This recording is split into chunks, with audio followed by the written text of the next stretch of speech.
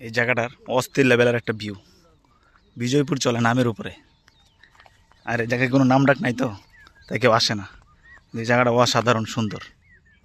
যারা যারা আসবেন অবশ্যই বিজয়পুর আসলে এই জায়গাটা দয়া করে ঘুরে যাবেন। এই জায়গাটা হলো বিজয়পুরের পাশেই। বিজয়পুর থেকে বিজয়পুর যাওয়ার পথেই নদী পার হইয়া কিছু দূর গেলেই হাতের ডাইনে ঢুইকা বিজয়পুর। বিজয়পুর না ঢুইকা আর একটু সামনে আসা হাতের বামে যে রাস্তাটা পাওয়া যায় ওই রাস্তাটা দিয়েই এই জায়গাটা।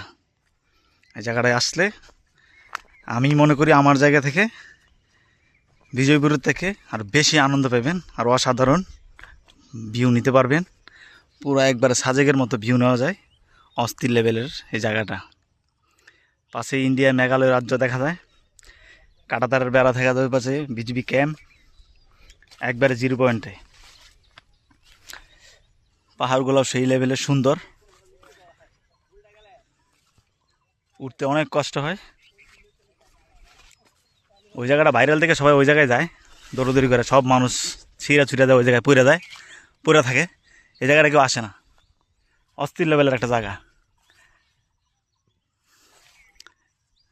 এই যে কিছু ভাই আসছে এই জায়গায়, তারা আসছিল এই জায়গায়।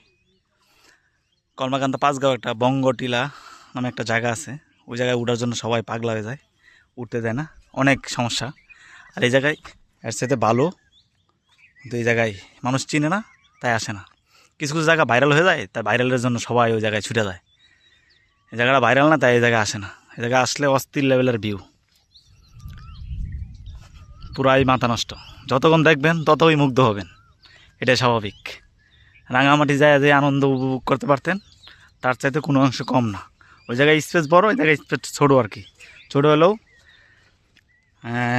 আসার পর অনেকক্ষণ ঘুরতে পারবেন।